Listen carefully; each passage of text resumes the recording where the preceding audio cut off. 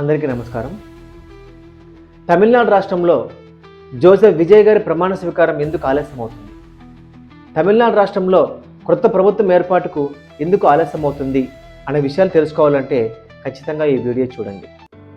అసలు ఏం జరిగిందంటే, తమిళనాడులో మే 4వ తారీఖున రిజల్ట్స్ వచ్చిన తర్వాత జోసెఫ్ విజయ్ గారు తన దగ్గర ఉన్నటువంటి ఎమ్మెల్యేలతో కలిసి కొత్త ప్రభుత్వాన్ని ఏర్పాటు చేయడానికి గవర్నర్ దగ్గరికి వెళ్ళారు.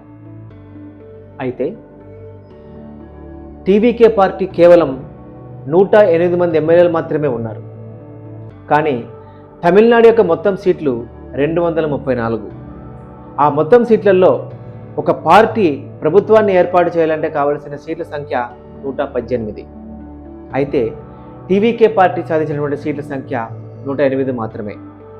కాబట్టి తమిళనాడు రాష్ట్ర గవర్నర్ ఆర్వి ఆర్లేకర్ గారు ఏమన్నారంటే, మీరు మొత్తం 118 ఎమ్మెల్యేల లిస్టు నాకు ఇవ్వండి, ఇచ్చిన తర్వాతనే నేను కొత్త ప్రభుత్వాన్ని ఏర్పాటు చేయడానికి అనుమతిస్తానని చెప్పారు. సో ఈ కారణం చేత తమిళనాడులో కొత్త ప్రభుత్వం ఏర్పాటు చేయడానికి ఆలస్యం అవుతుంది. అయితే ఇక్కడ గమనించాల్సిన విషయం ఏంటంటే, అంటే ఒక ప్రభుత్వాన్ని ఏర్పాటు చేయడానికి గవర్నర్ అంత కీలకమా? ఒక ప్రభుత్వాన్ని ఏర్పాటు చేయాలంటే గవర్నర్ యొక్క సహకారం అవసరమా అని కనుక మనం ఆలోచన చేస్తే, ఇందుకే భారత రాజ్యాంగ వ్యవస్థ చాలా బలమైనదని చెప్తాం. భారత రాజ్యాంగ వ్యవస్థ చాలా ఉత్తమమైనదని చెప్తాం. ఎందుకు అంటే, అది కొంతమంది వ్యక్తులకు ఇచ్చినటువంటి అధికారాలని బట్టి ఈనాటికి మన ప్రజాస్వామ్యం చాలా బలంగా ఉంది.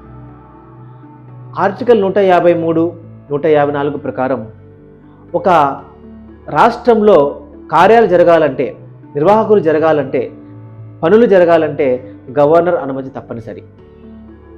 ఆర్టికల్ 163, 164 ప్రకారం ఒక ముఖ్యమంత్రి మంత్రివర్గం ఏర్పాటు చేయాలంటే ఖచ్చితంగా గవర్నర్ సహకారం అవసరం. ఒక అసెంబ్లీని ఏర్పాటు చేయాలంటే ఖచ్చితంగా గవర్నర్ సహకారం అవసరం. ఇవన్నీ కూడా కేంద్ర ప్రభుత్వం ఏర్పాటు చేసినటువంటి గవర్నర్కి రాజ్యాంగం ఇచ్చినటువంటి అధికారాలు. కాబట్టి ఎవరు పడితే వాళ్ళు పార్టీని ఏర్పాటు చేసుకొని ప్రభుత్వాన్ని నిర్వహించే అధికారం భారతదేశంలో ఉండదు. సో ఒక కొత్త ప్రభుత్వం ఏర్పాటు కావాలంటే ఖచ్చితంగా గవర్నర్ అనుమతి ఉండాలి. అయితే ఇక్కడ ఏం జరిగిందంటే, మనము ఒకసారి చరిత్రను చూస్తే 2017లో గోవాలో కాంగ్రెస్ విజయం సాధించింది ఎక్కువ సీట్లు. కానీ బీజేపీ రాత్రికి రాత్రి అనేక మంది ఎమ్మెల్యేలను కొనుక్కొని బీజేపీ ప్రభుత్వాన్ని ఏర్పాటు చేయడం జరిగింది.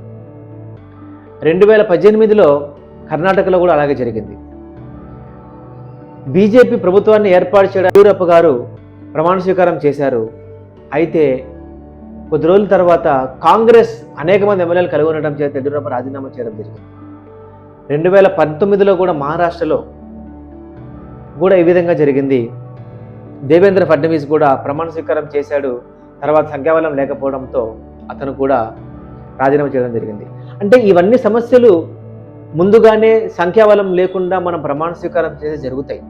కాబట్టి ఆర్లేకర్ గారు, తమిళనాడు యొక్క గవర్నర్ గారు మంచిగా ఆలోచించి, మీరు దగ్గర ఉన్నటువంటి ఎమ్మెల్యేల లిస్టు నాకు ఇస్తే దాన్ని బట్టి నేను కొత్త ప్రభుత్వాన్ని ఏర్పాటు చేయడానికి అనుమతిస్తానని చెప్పారు. సో కాబట్టి ఇప్పుడు తమిళనాడు రాష్ట్రంలో అన్ని పార్టీల మధ్య పెద్ద యుద్ధమే జరుగుతుంది, అంతర్గత మదనం జరుగుతుంది. టీవీకే పార్టీ తన ఎమ్మెల్యేలందరినీ ఒక రిసార్ట్లో పెట్టి బంధించింది. డిఎంకే, ఏఐడిఎంకే అన్నీ కూడా ఎమ్మెల్యేలను బయటికి పోకుండా బంధించడం జరిగింది. సో మరి విజయ్కి ఆ 118 అనే మ్యాజిక్ ఫిగర్ దొరుకుతుందా? ఆ మ్యాజిక్ ఫిగర్ దొరికి గవర్నర్ గారి సహకారం అతనికి అంది కేంద్ర ప్రభుత్వం యొక్క ఎటువంటి ఇబ్బంది లేకుండా అందరి అనుమతితో విజయ్ నూతన ప్రభుత్వాన్ని ఏర్పాటు చేసి ప్రమాణ స్వీకారం చేస్తారన్న విషయం మనం వేచి చూడాలి.